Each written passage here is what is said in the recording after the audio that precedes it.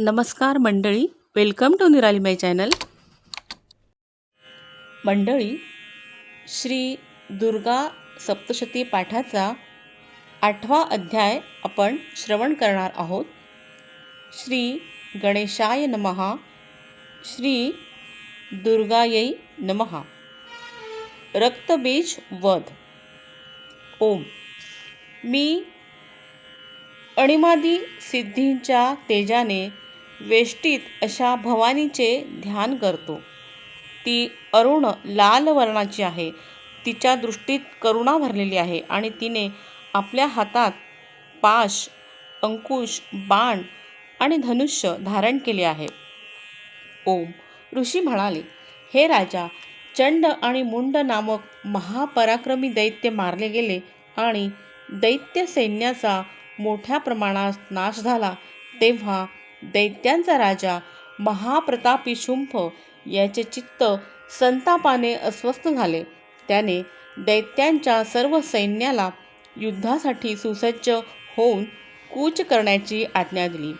तो म्हणाला, आज उदायुध नामक 86 दैत्य सैन्यपती आणि त्यांच्या समवेत कंबू नामक 84 दैत्य सेना नायक यांनी आपापले सैन्य घेऊन युद्धासाठी प्रस्थान करावे. कोटिवीर्य नामक जातीची 50 दैत्यकुळे आणि धूम्र जातीची 100 दैत्यकुळे यांनीही माझ्या आज्ञेनुसार युद्धासाठी कूच करावे. कालक, दोहार्द, मौर्य आणि कालकेय दैत्यांनीही युद्धासाठी सज्ज होऊन माझ्या आज्ञेने त्वरित निघावे.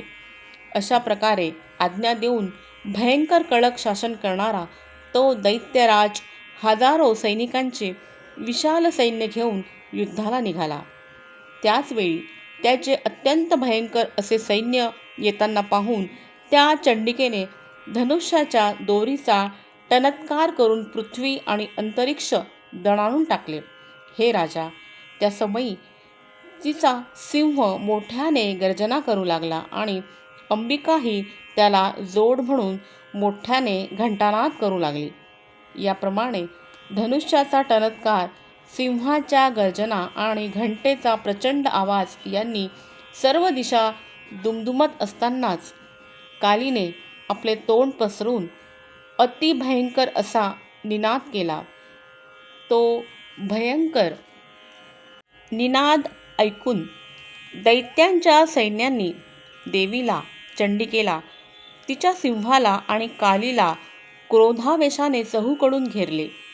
हे राजा, त्याचवेळी देवांच्या शत्रूचा नाश करण्यासाठी तसेच देव आणि सिंह यांच्या हितासाठी रक्षणासाठी अत्यंत शक्तिशाली आणि पराक्रमी अशा ब्रह्मदेव, शंकर, कार्तिकेय, विष्णू आणि इंद्र यांच्या शक्ती त्यांच्याच शरीरातून निघून त्यांचीच रूपे धारण करून चंडिकेकडे तिच्या साह्यार्थ गेल्या.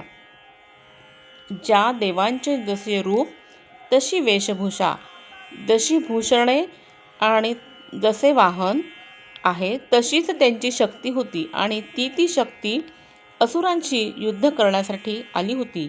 सर्वप्रथम हंसयुक्त विमानात बसलेली अक्षमाला, सूत्र आणि कमंडलू धारण केलेली अशी ब्रह्मविद्येची शक्ती आली. तिला ब्रह्माणी म्हणतात. वृषभावर आरूढ झालेली, हातात श्रेष्ठ त्रिशूल धारण केलेली, महानागाचे वेटोळे धारण केलेली आणि मस्तकावरील चंद्रकोरीने विभूषित अशी शंकराची शक्ती माहेश्वरी आली. मयूरावर आरूढ झालेली, हातात शक्ती धारण केलेली कार्तिकेयाची शक्ती कौमारी त्याचेच रूप धारण करून दैत्यांशी युद्ध करण्यासाठी आली.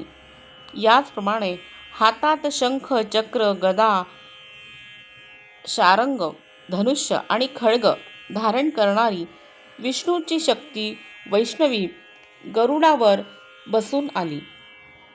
अतुलनीय असे यज्ञ वराह रूप धारण करणाऱ्या श्रीहरीची शक्ती वाराही, तीही वराह देह धारण करून तेथे उपस्थित झाली.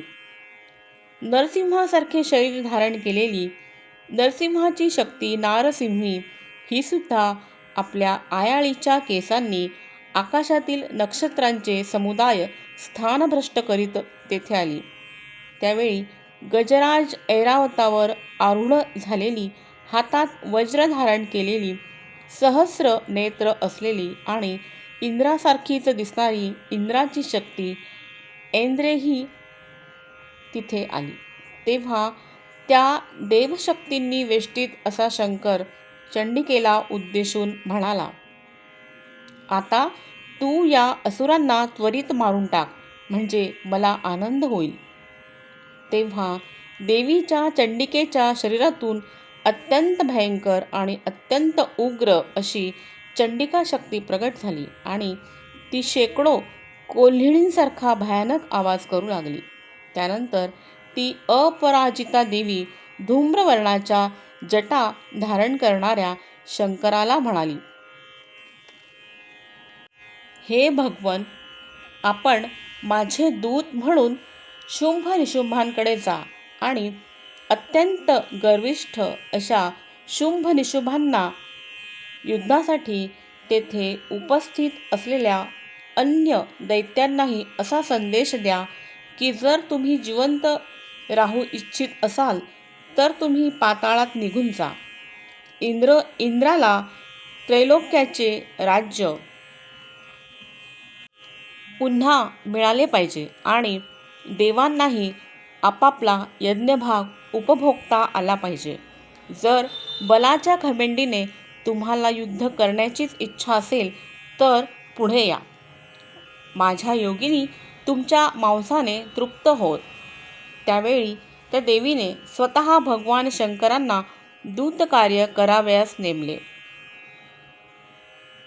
होते, म्हणून ती देवी लोकांमध्ये शिवदूती या नावाने प्रख्यात झाली. शंकराच्या मुखातून देवीचा संदेश ऐकून ते महादैत्यही अत्यंत क्रोधित झाले आणि जेथे कात्यायनी देवी होती तेथे चाल करून गेले. त्यानंतर संतापाने बेभान झालेले ते दैत्य त्या देवीवर समोरून बाण, शक्ती आणि वृष्टी यांचा उद्धटपणे वर्षाव करू लागले. तेव्हा त्या देवीने धनुष्याच्या टणत्कार करीत मोठे मोठे बाण सोडून दैत्यांनी फेकलेले बाण, शूल, शक्ती, परशु आदी सहजतेने तोडून टाकले. तिच्या पुढे काली शत्रूंचे त्रिशूलाने विदारण करीत आणि खड्गवागाने त्यांचा चुराडा करीत रणांगणात संचार करू लागली. ब्रह्माणी देवी जेथे जेथे असुर धावत होते त्या त्या ठिकाणी जाऊन असुरांवर आपल्या कमंडलूतील जल फेकून त्यांचे बल आणि पराक्रम नष्ट करू लागली. माहेश्वरी त्रिशूलाने, वैष्णवी चक्राने तर संतप्त झालेली कौमारी आपल्या शक्तीने दैत्यांचा संहार करू लागली. ऐंद्रीच्या वज्रप्रहाराने विदीर्ण झालेले शेकडो दैत्य आणि दानव अंगातून अक्षरशः रक्ताचे पाट वाहत आहेत अशा प्रकारे रक्तबंबाळ होऊन धराशायी झाले. वाराहीच्या मुसुंडीने छिन्न भिन्न झालेले, तिच्या दाढांनी छाती फाटलेले आणि तिच्या चक्राने विदीर्ण झालेले कित्येक दैत्य रणात मृत्युमुखी पडले.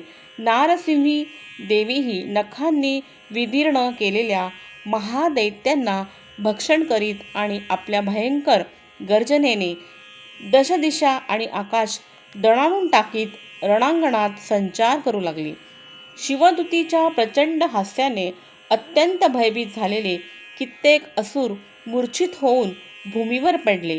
त्यांना तिने तत्काळ खाऊन टाकले. अशा प्रकारे क्रुद्ध झालेल्या मातृगणांनी नाना विविध उपायांनी मोठमोठ्या असुरांचे मर्दन केलेले पाहून दैत्य सैनिक पळू लागले. तेव्हा मातृगणांचा मार खाऊन पळून जाणाऱ्या दैत्यांना पाहून संतापलेला रक्तबीज नामक महादैत्य युद्धासाठी आला. त्याच्या शरीरातील रक्ताचा थेंब भूमीवर पडताच त्यापासून त्याच्यासारख्याच शक्तिशाली असा दुसरा रक्तबीज पृथ्वीवर उत्पन्न होत असे. या वैशिष्ट्यामुळे त्याला रक्तबीज हे नाव पडले होते. महादैत्य रक्तबीज गदा घेऊन इंद्रशक्ती ऐंद्रीबरोबर युद्ध करू लागला तेव्हा तिने आपल्या वज्राने त्याच्यावर प्रहार केला. त्या वज्र प्रहाराने घायाळ झालेल्या रक्तबीजाच्या शरीरातून बरेच रक्त वाहू लागले आणि त्यातून त्याच्यासारखेच रूप असलेले आणि त्याच्या एवढेच पराक्रमी योद्धे उत्पन्न होऊ लागले. त्यावेळी त्याच्या शरीरातून जेवढे रक्तबिंदू पडले तेवढे पुरुष उत्पन्न झाले. ते सर्व रक्तबीजासारखेच वीर्यवान, बलवान, पराक्रमी होते.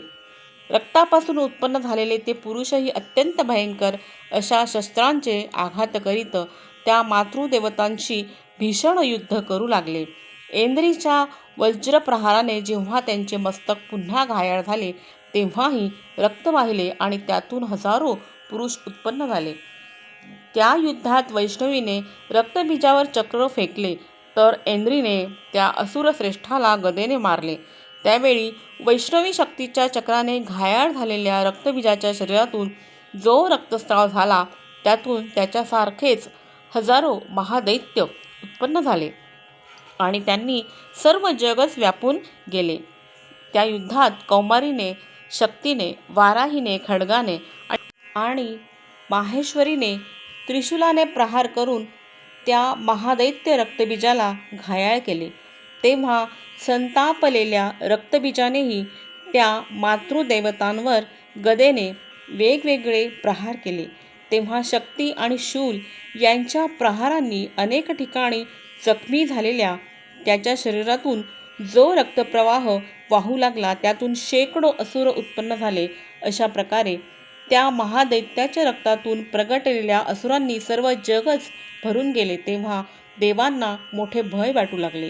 त्या समयी देवांना भीतीने विषण्ण उदास झालेले पाहून चंडिका त्वरेने कालीला म्हणाली, हे चामुंडे, तू आपले तोंड विस्तीर्ण कर आणि माझ्या शस्त्राघाताने रक्तबीजाच्या शरीरातून पडणारे रक्तबिंदू आणि त्यातून उत्पन्न होणारे महादैत्य यांना वेगाने खाऊन टाक.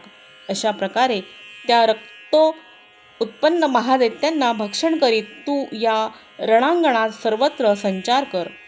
असे केल्याने तो दैत्य रक्तहीन होऊन नष्ट होईल. त्या भयंकर दैत्यांना तू भक्षण केलेस म्हणजे नवीन दैत्य उत्पन्न होणार नाहीत. असे म्हणून चंडिकेने रक्तबीजावर त्रिशूलाने प्रहार केला. चंडिकेच्या सांगण्यावरून काली रक्तबीजाचे रक्त आपल्या मुखाने वरच्यावर पिऊ लागली. तेव्हा त्याने चंडिकेवर गदेने प्रहार केला, पण त्या गदाप्रहाराने तिला थोडीशीही वेदना झाली नाही. उलट रक्तबीजाच्या घायाळ शरीरातूनच बरेचसे रक्त वाहू लागले.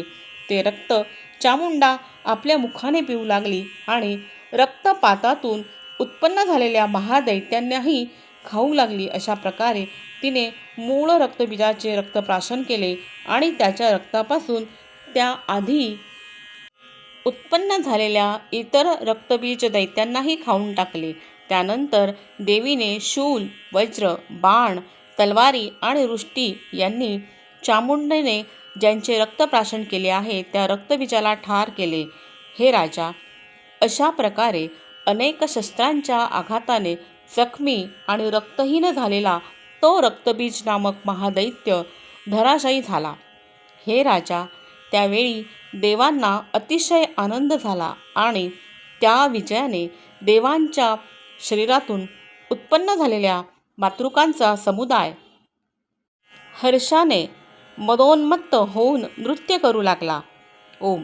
याप्रमाणे श्री मार्कंडेय पुराणातील सावर्णिक मन्वंतरातील देवी महात्म्य कथेतील रक्तबीजवध नावाचा 8वा अध्याय पूर्ण झाला. श्री दुर्गायै नमः. Please like, share and subscribe निराली माय चॅनल. थँक्यू.